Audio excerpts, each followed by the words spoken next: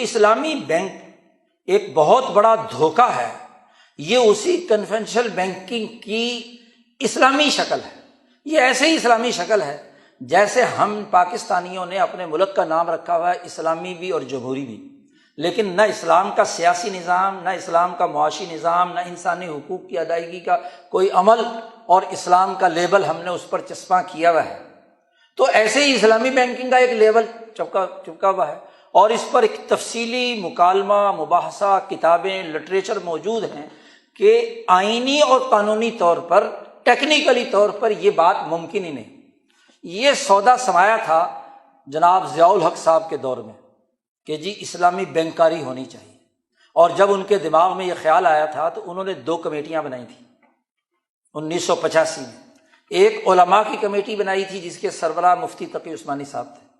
اور ایک technical committee بنائی تھی جس کے سربراہ اس وقت کے governor state bank Ghulam Ishaq Khan تھے۔ دونوں سے رپورٹ لی گئی تھی کہ کیا ہم اس موجودہ حالت میں، جب ہمارا اسٹیٹ بینک قرضوں کے اس عالمی نظام سے جڑا ہوا ہے، ہم اپنے ملک کے اندر اسلامی بینکاری نافذ کر سکتے ہیں؟ تو غلام اسحاق خان کی کمیٹی میں تمام بینکار، تمام اکنامکس کے ماہر، پروفیسر، دانشور موجود تھے۔ ٹیکنیکلی طور پر انہوں نے اس پر غور و فکر کی۔ اس رپورٹ کو پڑھ لیجئے، آج تو سب چیزیں آن لائن موجود ہیں، اس کا شروع کا آغازیہ ہے۔ غلام اسحاق خان نے لکھا تھا کہ اگر واقعی پاکستان میں آپ اسلامک اکنامک سسٹم لانا چاہتے ہیں تو ہمیں پورا سٹرکچر چینج کرنا پڑے گا جی۔ پروڈکشن آف ویلتھ سے لے کر کنزمپشن آف ویلتھ تک جتنے پروسیجر ہیں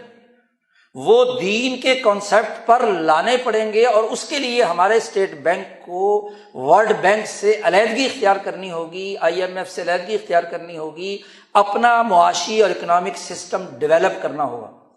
اگر یہ کرنے کی سکت ہے تو پھر تو آپ یہ بھاری پتھر اٹھائیں، ورنہ پورے اکنامک سسٹم میں جہاں پروڈکشن آف ویلتھ کیپٹلزم کی بنیاد پر ہے، ڈسٹریبیوشن اس کی بنیاد پر ہے، کنزمپشن اس کی بنیاد پر ہے، صرف تبادلہ دولت، اور تبادلہ دولت میں سے بھی صرف زر، اور زر کو کنٹرول کرنے والی اتھارٹی بینک کو اسلامی بنانا، یہ خلاف عقل ہے، اکنامک سسٹم کے بالکل مخالف اور متصادم ہے، ایسا نہیں ہو سکتا۔ لیکن مولانا حضرات نے جی کمیٹی میں جو بات بیان کی کہ ہو تو نہیں سکتا لیکن کچھ تھوڑا سا جوڑ جگاڑ کر لیں، تو انہوں نے کہا ہو تو نہیں سکتا جب تک مکمل نظام نہ ہو، لیکن چلو جی ہم اسلام کی طرف سفر کرتے ہیں، اور سفر کرنے کے نام پر انہوں نے کچھ تجویزیں کی، ہیلے بنائے، یہ مرابحہ، مزاربت اور اجارہ، بیع مؤجل کے نام پر ہیلے بنا کر کہا کہ ہم اس کو کچھ نہ کچھ اسلامی بنانے کی کوشش کرتے ہیں۔ اور وہ رپورٹ جب بینک کے پاس گئی، وزارت خزانہ کے پاس گئی اور ضیاء الحق صاحب کے سامنے گئی، تو انہوں نے اسحاق خان کی رپورٹ کو تو ایک طرف رکھ دیا، کیونکہ ہم نے اس وقت اسلام کھیلنا تھا۔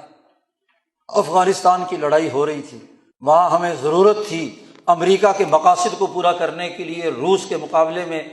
مسلمانوں کو استعمال کرنے کی، تو اسلام کا نعرہ لگانا تھا، اسلام کے معاشی نظام کی بات کرنی تھی۔ انہوں نے کہا کہ وہ جو سسٹم ہے جس میں ہیلے بنائے گئے ہیں اس کے مطابق سسٹم بناؤ، اور جب وہ سسٹم بن کر عملاً آیا بھی، ظاہر دونوں کا جوڑ کوئی نہیں بن رہا تھا، تو خود تقی عثمانی صاحب نے اس پر کڑی تنقید کی کہ یہ بات غلط ہے، لیکن اس کڑی تنقید کے باوجود آج تک وہ اس کی نمائندگی کر رہے ہیں، کس بنیاد پر؟